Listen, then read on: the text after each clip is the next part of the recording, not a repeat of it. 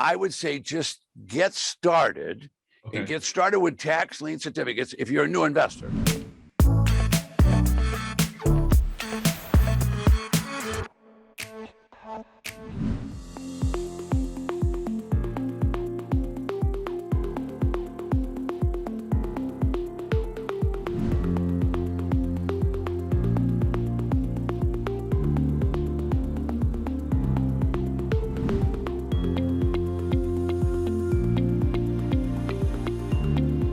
And it sounds to me like this is one of those recession-proof, COVID-proof, whatever the next bugaboo-proof, because the counties always need their money, right? Yeah.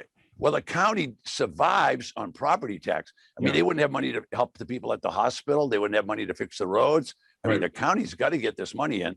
And so they're pretty serious about collecting these. Now, a place like Miami, when they're selling tax certificates, now Miami-Dade's a big county, multiple millions of people there. They'll have 65,000 certificates available. 65,000. Now, Miami they don't wait to do big sales. They'll do a sale every 10 days to 2 weeks. Oh, wow. For the tax defaulted property. So they got these big $300,000, $500,000 houses. They're auctioning those off continuously. I'm not talking about little properties in the, people like to say the other side of town or whatever. These are everything that you can imagine. There'll be commercial property, there'll be farms, there'll be ranches. Everything you can imagine ends up at tax auctions. But even if it is kind of on the other side of town, if it's a tax lien, it's just the interest, right? Because at the end of the day, and anybody's ever seen a property tax bill, if you don't pay it when it's due, that interest meter kicks into high gear real quick.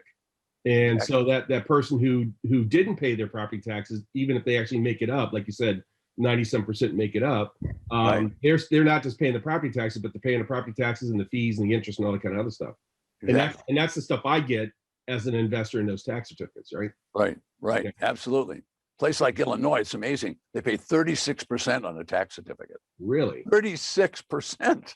And there's no prohibition on being an out of state. So I sitting in my computer in Maryland could tap some of that too. You can buy in any state, in any county in the United States if you want to do it. Absolutely.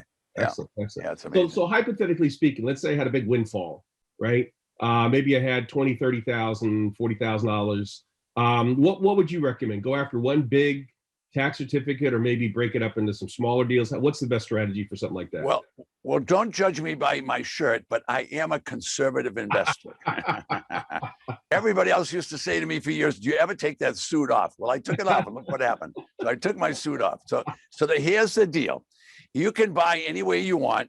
I would say just get started and get started with tax lien certificates if you're a new investor. Right. All right. Now, I need to tell you, 64% of my clients are women. Now, the reason they're women is because I preach buy low, sell low. In other words, that's my Walmart, Target, Costco strategy. Buy it low and just sell it to somebody who wants to fix it up. I tell my people, well, as soon as the women hear that, they say, oh, we can use the computer and we can just wear our nice looking clothes and head over there and buy those properties. So you can buy these. So I would say, if you had $30,000 or $50,000, try tax lien certificates. Make sure that you got the understanding. The beauty of this business, there's no recession. Every year, they will have tax properties. Now, some of the tax properties are a result. People pass away with no heirs. And so who's going to pay the tax? Some of the properties are going to auction because people just give up and say they don't want to sell it. Now, when you have places like, say, you live in a dynamic growth area, if you just go 200 miles north of you, not even that much, just go north of New York City. New York is really a rural state. Yeah. And people are as is Maryland. I mean, once you get outside 3 or 4 counties, Montgomery County, Prince George's County, Howard County, Baltimore. I mean, it's a pretty rural state on the eastern shore out west. Absolutely. Yeah. So in those states, they have New York has 250,000 people leave a year. 250, according to the census, 250 people a year leave. So that's a million people every 4 years leaving the state. And so there's a lot. Some of the people just give up on trying to sell the house. They just walk away. So the lot still has some value. You and I know that. You could bulldoze the house. So what if you get it for 10 cents on the dollar, sell it for 34? So I teach buy it low, sell it low. So if you're a real estate person, you'll fall in love with it right away because you'll see these deals. Now, let me just show you an example. Let me grab I'm going to use Los Angeles because it was the closest brochure, but no, I'm going to use New York. I got a bunch of those right here too. I just got a big desk with it. All right, now this is Sullivan County, the one I picked up. There's a bunch of them here, by the way, a whole bunch. All right, so Sullivan County, that's about an hour and 15 minutes north of New York City. Now, what I'm going to show you is an auction with 250 properties, and they give me a picture. I downloaded this on the internet. All right, they give me a picture and a description of every property before I do anything else. Wow. Nice. So the auction company, they can write it down if they want. They can check it out. New York State Auction, you can check that out yourself if you want. Cool. And you could download that and you can see it. But this is what we teach in our class. So the class I'm going to do on Saturday coming up, well, they'll be able to come in and learn this step by step from not just myself, but I have 4 coaches. They're all old guys like me, 60 years old, but they all got experience. My group of coaches have purchased and resold over 200 tax properties. No other group in the world has done that. Excellent. That's how long. They've all been with me 10 or 15 years. I have one gal that does the same thing. So you're getting the idea. So I would start small, but get started. The big key is get started. So you hear these stories about people who quote unquote buy properties for pennies on the dollar. What would you say is probably one of the best deals you've ever seen over the years in terms of percentage of? I'd have to say that the best dollar for dollar deal I've ever done on a piece of land, it happened in Oklahoma. I went out to an outlying county and I bought a tax lien. The tax lien was on a 25-acre piece of land. The tax lien was only $67.12. You'd think that nobody would ever abandon a piece of land for that small of a tax bill, but things like that do happen. And guess what? Those people never did pay that tax. They never redeemed that tax lien, and I ended up getting the tax deed to that property. I eventually sold that piece of land for $22,500. It's not uncommon to make $10,000 or $20,000 off of a deal. Today, because I know you won't believe me. By the way, some of our folks don't realize that Zillow actually is a brokerage firm now, has been for years.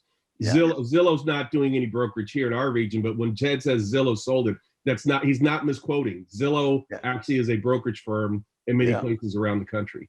So in any event, can I do this with a credit card? Not in every state, but I bought online using a credit card.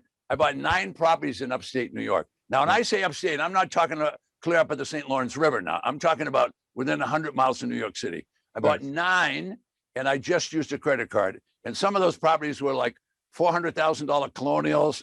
And I already told you I spent 30 cents on the dollar. And I did that with credit cards. Nice. And they were happy to do it. Now, am I responsible for things like the water bill, the utility bills, when I'm investing in these tax liens or tax deeds? If once you own the property, you're responsible for everything. But before that, you don't have to worry. When they sell you the property, they're going to sell it to you. Now, I don't know if you know about things like quiet title and stuff like that. There's some of that kind of work that does have to be done. There's some, you need to learn a little bit about quitclaim deeds and stuff like that. But real estate people, that's just normal stuff for them. Right. And I think we were talking a little bit about this last time. And again, I see a question we got here. What if there's still bank debt on the property? Am I responsible for paying the mortgage?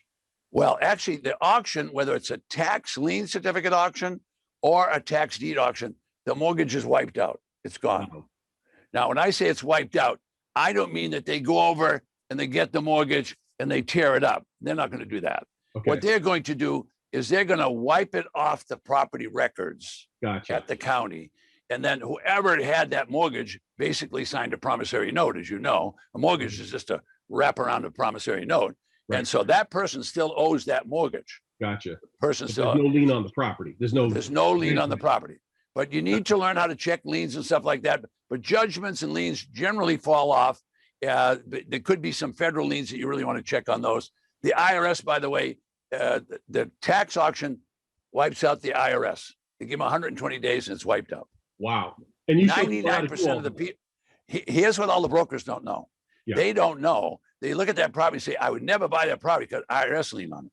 What I tell my students, if you don't want to buy a property that's got an IRS lien, call me, I'll buy it. Why? Because the IRS lien is actually wiped out. Now, the IRS leaves the lien on there for 120 days. Gotcha. 120 days. At the end of 120 days, they either have to pay you whatever you paid at the auction or they have to walk. Interesting. How about that? So if you find one with an IRS lien, pounce on it. Got it. Be a tiger. Just be a tiger. Wow.